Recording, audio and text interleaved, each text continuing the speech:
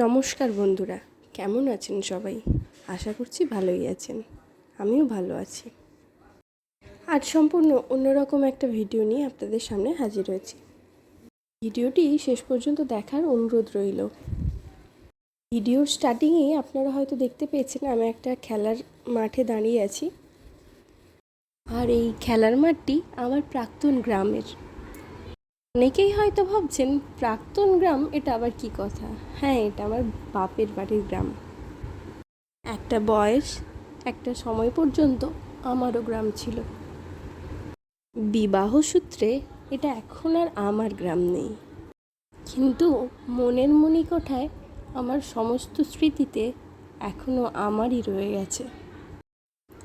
সে যাগ্যে, ওটা তো হওয়ারই হয়, প্রত্যেক মেয়েদের ক্ষেত্রেই এটাই হয়।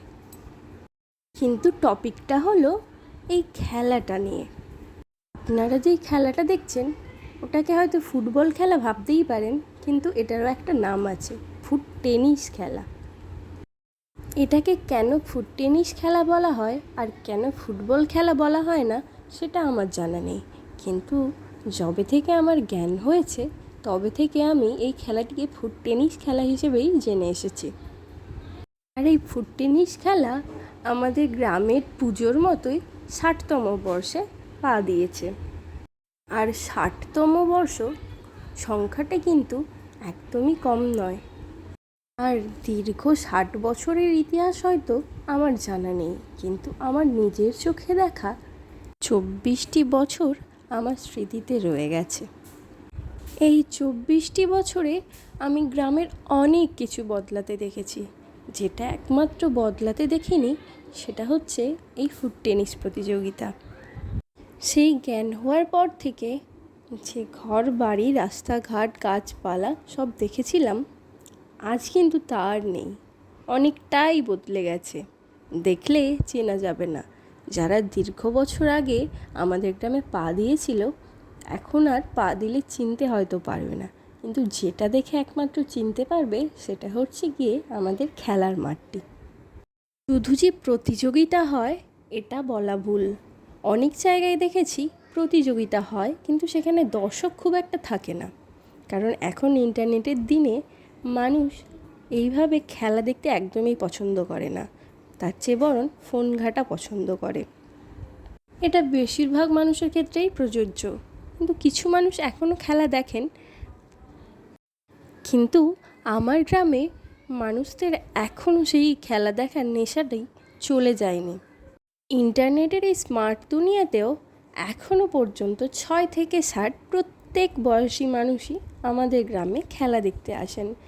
আর শুধু কি খেলা, তার মধ্যে অনেক কিছু হতে থাকে। খেলার মাঝে বিভিন্ন প্রদর্শনী হয়।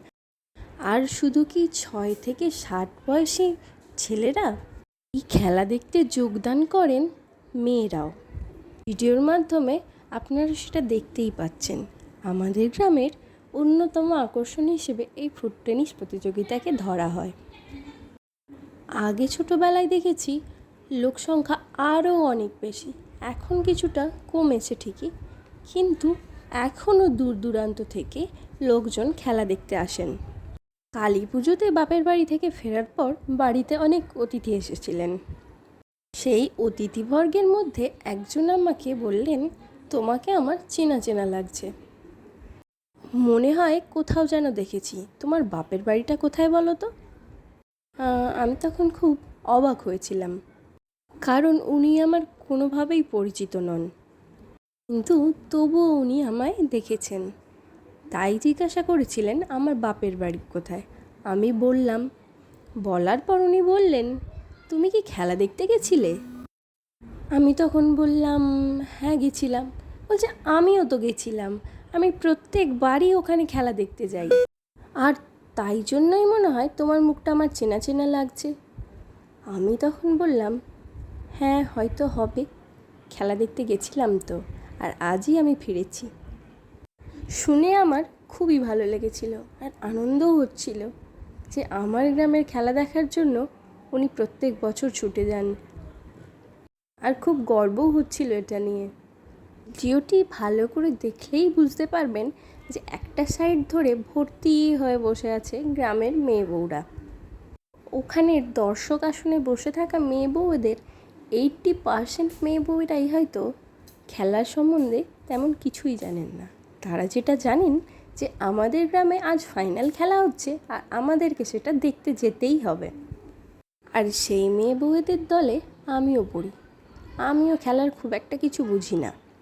গোল হলে যখন সবাই হো হো করে ওঠে, তখন আমি মনে মনে ভাবি কোনো একটা দল গোল দিয়েছে। পাশের জনকে জিজ্ঞাসা করি কে গোল দিল, তারপর সে তার উত্তর দেয়। আবার খেলা কমপ্লিট হওয়ার পর আবারও জিজ্ঞাসা করি কোন দল জিতলো, আর কোন দল খালি বললে তো বুঝতেই পারবো না, কারণ আমি তো চিনি না। তখন বলি কোন ড্রেস পরার দলটি জিতলো। আমার কাছে কে হারলো কে জিতলো সেটা ম্যাটার করে না, আমার কাছে ম্যাটার করে যে প্রতিযোগিতাটা হচ্ছে। এখানে দেখতে পেলেন স্টেজের মধ্যে যে অতিথিবর্গ এসেছিলেন তাদেরকে বরণ করা হচ্ছে, আর মাঠের মাঝে খেলার বিরতি পর্বে কিছু প্রদর্শনী দেখানো চলছে। আর এখানে জিমন্যাস্টিকের মাধ্যমে নৃত্য প্রদর্শনী দেখানো চলছিল। তো এত লম্বা ভিডিও করা তো আমার পক্ষে সম্ভব ছিল না, তাই আমি ক্লিপগুলোকে ফাস্ট করে দিয়েছি। দেখতে অদ্ভুত লাগলেও নাচটা কিন্তু খুব সুন্দর ছিল। আর এখানে দেখুন সন্ধে হয়ে এসছে আর আমি দর্শকদেরকে দেখানোর চেষ্টা করছি।